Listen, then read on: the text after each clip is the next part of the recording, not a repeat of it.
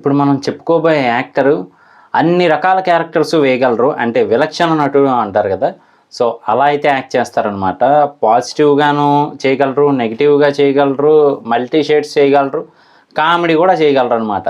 మరి ఆయన ఇంకెవరో కాదండి మన జయప్రకాష్ రెడ్డి గారు. సో, ఆయన గురించి పూర్తి వివరాలు తెలుసుకుందాం పదండి. అలాగే వీడియోలోకెళ్ళే ముందు సబ్స్క్రైబ్ చేయండి మర్చిపోకుండా, లైక్ చేయండి. పదండి ఆ కాలంలోకి వెళ్ళిపోదాం.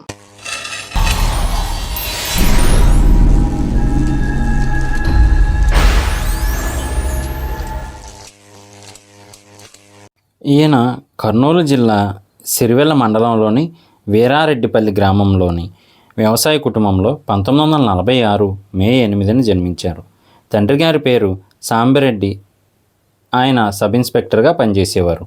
నెల్లూరులోని పత్తేఖాన్పేటలో ఉన్న ప్రాథమిక పాఠశాలలో 1 నుండి 5వ తరగతి వరకు చదివారు. తరువాత నెల్లూరులోని రంగనాయకులపేటలోని ఉన్నత పాఠశాలలో చేరారు. ఈయన 10వ తరగతిలో ఉండగా నాన్నకు అనంతపురం బదిలీ అయింది. అక్కడ Saibaba national higher secondary high స్కూల్లో ఎస్ఎస్ఎల్సిలో చేరారు. కొన్నాళ్ళకి జయప్రకాష్ రెడ్డి గారి తండ్రి గారు డిఎస్పి హోదాలో నల్గొండకు బదిలీ అయ్యారు. తండ్రి గారి కోసం నల్గొండ వచ్చిపోతుండేవారు. అక్కడ బంధువులు స్నేహితులతో మాట్లాడటంతో తెలంగాణ భాష మీద పట్టు దొరికింది. చదువులోనూ ముందుండేవారు.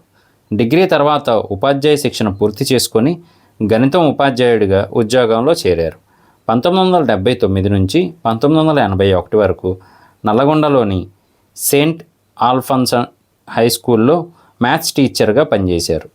సినిమాల్లో నటించడం వల్ల స్వచ్ఛంద పదవీ విరమణ విఆర్ఎస్ తీసుకున్నారు. మరి మన జయప్రకాష్ రెడ్డి గారి నటనా జీవితం ఎలా మొదలైంది ఏంటి అని తెలుసుకోవాలి కదా. సో రండి తెలుసుకుందాం. మన జయప్రకాష్ రెడ్డి గారికి చిన్నప్పటి నుంచి నాటకాలంటే చాలా ఆసక్తి ఉండేది. అలాగే వాళ్ళ నాన్నగారు కూడా నటులే కాబట్టి కుటుంబ సభ్యులు ఎవరు ఈయన నటులు అవుతాను అంటే అడ్డు చెప్పలేదు. అలాగే తండ్రి కొడుకులు ఇద్దరూ కలిసి నాటకాల్లో కూడా ప్రదర్శనలు ఇచ్చేవారు. అనంతపురంలోని పాఠశాలలో చదివేటప్పుడు అక్కడ టీచర్లందరూ ఆచారులే.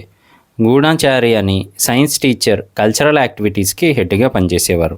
కళలపై ఆయనకున్న అభిమానం ఇతనిపై చాలా పనిచేసింది. ఎంతంటే ఒకరోజు జయప్రకాష్ రెడ్డి గారు ఆయన స్నేహితుడితో దుర్యోధన గర్వభంగం అనే నాటికలో పద్యాలు డైలాగులు బట్టి కొట్టేసి ఆయన దగ్గరికి వెళ్ళి టప్టపా అప్పజెప్పేశారు. ఎక్కడ తేడా వచ్చిందో తెలియదు. ఆయన చాలా కోపంగా మళ్ళీ నాటకాల పేరెత్తితే తన్నేస్తాను వెదవల్లారా అంటూ అరిచారు. ఇతని స్నేహితుడు లైట్గా తీసుకున్నాడు కానీ ఈయన మాత్రం చాలా ఫీల్ అయ్యారు. 3 రోజులు బెంగపెట్టుకున్నారు. ఆ బాధ కసి కారణంగానే నటనను వృత్తిగా స్వీకరించాలని నిర్ణయించుకున్నారు మన రెడ్డి గారు. గుంటూరు ఏసీ కళాశాలలో ఉన్నప్పుడు ఓ సీనియర్ స్టేజీ రాచరికం అనే నాటకంలో ఆడవేషం వేసే అవకాశం ఇచ్చాడు. అది రాజు రాణి సేవకి సేవకుడు ఉండే నాటకం. పాటలు ఆటలు అన్నీ నేర్చుకొని సేవకి పాత్ర చేశాడు. నాటకం అయ్యాక అబ్బాయిలు ఎత్తుకొని ముద్దులు పెట్టేసుకున్నారు. 3-4 రోజుల తర్వాత నోటీస్ బోర్డు చూస్తే యూనివర్సిటీ ప్రకటించిన బహుమతుల్లో ఉత్తమ నటి జయప్రకాష్ రెడ్డి అని రాసి ఉంది. అప్పటి నుంచి నాటకాలు వేయించడమే ధ్యేయంగా పెట్టుకున్నారు. ఉద్యోగంలో చేరాక కూడా నాటకాలను వదులుకోలేదు. ఉన్నతాధికారులు బాగా ప్రోత్సహించడంతో పలు పరిషత్తులు సమాజాలతో కలిసి పనిచేసే అవకాశం దక్కింది. జేపీ థియేటర్ ఏపీ పేరుతో ప్రతి సంవత్సరం తన తండ్రి గారి పేరు మీద నల్లగొండలో నాటకోత్సవం జరిపేవారు. జేపీస్ నెల నాటక సభ పేరిట ఓ సమాజాన్ని కూడా స్థాపించారు. మరి మన జయప్రకాష్ రెడ్డి గారి సినీ రంగ ప్రవేశం ఎలా జరిగింది, ఆ విశేషాలు కూడా తెలుసుకోవాలి కదా. సో రండి తెలుసుకుందాం. ఒకసారి జయప్రకాష్ రెడ్డి గారు నల్గొండలో doctor Rajarao memorial arts association తరపున అనేక నాటకాల్లో నటించి దర్శకత్వం వహించారు. నల్లగొండ జిల్లా పరిషత్ ఆవరణలో ప్రజాపోరు పత్రిక మొదటి వార్షికోత్సవం సందర్భంగా మూడభూషి దివాకర్ బాబు రాసిన గప్ చుప్ అనే నాటకాన్ని ప్రదర్శిస్తుండగా దాసర్ నారాయణరావు గారికి ఆయన నటన నచ్చి నిర్మాత రామానాయుడు గారికి పరిచయం చేశారు. అప్పుడు హైదరాబాద్లో రామానాయుడు గారు అతని కుటుంబ సభ్యుల ముందు ఆ నాటకాన్ని ప్రదర్శించారు. అలా ఆయన 1988లో విడుదలైన బ్రహ్మపుత్రుడు చిత్రంలో తెలుగు సినీ రంగానికి పరిచయం అయ్యారు. అప్పటి నుండి 1992 వరకు 25 సినిమాల్లో నటించారు. కానీ ఆర్థికంగా ఒడిదుడుకులు రావడంతో మళ్ళీ గుంటూరుకు వెళ్ళి మున్సిపల్ స్కూల్లో టీచర్గా పనిచేశారు. ఉదయం 6 నుంచి ట్యూషన్లు చెప్పడం, బడికి వెళ్ళడం, మళ్ళీ రాత్రి 9 వరకు ట్యూషన్లు, ఇలా జీవితం సాగింది.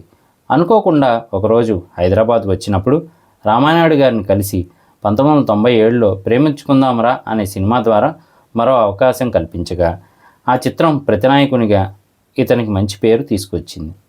తర్వాత 1999లో బాలకృష్ణ గారు కథానాయకుడిగా వచ్చిన సమరసింహారెడ్డి, నరసింహానాయుడు లాంటి విజయవంతమైన సినిమాల్లో ఈయన పాత్రను ప్రేక్షకులను మెప్పించాయి. బదిలీలతో అనంతపురం, కర్నూలు, కడప, పొద్దుటూరులో చదువుకోవడం, గుంటూరు, నల్లగొండలో నివసించడం వల్ల రాయలసీమ, నెల్లూరు, శ్రీకాకుళం, కోస్తాంధ్ర, తెలంగాణ ఇలా అన్ని ప్రాంతాల మాండలికాలపై అంటే ఆ స్లాంగ్పై ఈయనకి పట్టు వచ్చింది. అలాగే అలెగ్జాండర్ అనే నాటకం ఈయన జీవితంలో ఒక గుర్తుగా గుర్తుండిపోయే నాటకం అన్నమాట. మరి ఆ నాటకం ఏంటి, అసలు విశేషాలు ఏంటి తెలుసుకోవాలి కదా, రండి తెలుసుకుందాం. రంగస్థల సినిమా నటుడు ఆశిష్ విద్యార్థితో కలిసి నటించినప్పుడు తాను ఒకే పాత్రతో నాటకాలు వేశానని ఆశిష్ విద్యార్థి చెప్పడంతో తాను కూడా తెలుగు నాటక రంగంలో అలాంటి ప్రయోగం చేయాలనుకున్నారు.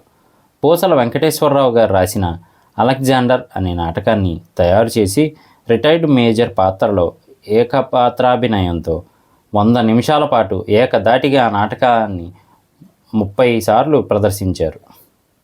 అలాగే ఈయన నటనకు గాను నంది పురస్కారాలు కూడా వచ్చాయండి మన జయప్రకాష్ రెడ్డి గారికి. మరి ఏ సినిమాలకు వచ్చాయి ఏంటి మనం తెలుసుకోవాలి కదా, రండి తెలుసుకుందాం. జయప్రకాష్ రెడ్డి గారికి జయం మందేర, రాణి రుద్రమ, వేట, కొత్త సైన్యం అనే సినిమాలకు కూడా నంది అవార్డులు వచ్చాయి. ఆయన విలక్షణ నటన ద్వారా తెలుగు సినీ చిత్ర రంగానికి ఎంతో సేవలను అయితే అందించారన్నమాట. కమెడియన్గాను, విలన్గాను, అలాగే మంచి క్యారెక్టర్స్ గాను అన్ని రకాలుగా అయితే ఆయన ఎంతో సేవను అందించారు నటన ద్వారా. కానీ ఆయనకి కూడా మరణం సంభవించింది. సో ఆయన ఫ్యాన్స్ కానీ అలాగే తెలుగు చిత్రసీమ కానీ ఆయన్ని కోల్పోవడం చాలా బాధాకరం. మరి ఆ మరణం ఎలా సంభవించింది అంటే కనుక జయప్రకాష్ రెడ్డి గారు 2020 సెప్టెంబర్ 8న గుంటూరులోని ఆయన నివాసంలో గుండెపోటుతో మరణించారు.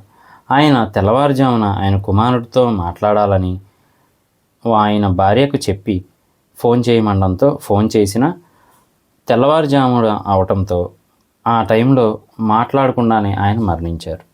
మరి మన జయప్రకాష్ రెడ్డి గారు నటించిన సినిమాల గురించి తెలుసుకోవాలి కదా, సో రండి అవేంటో తెలుసుకుందాం.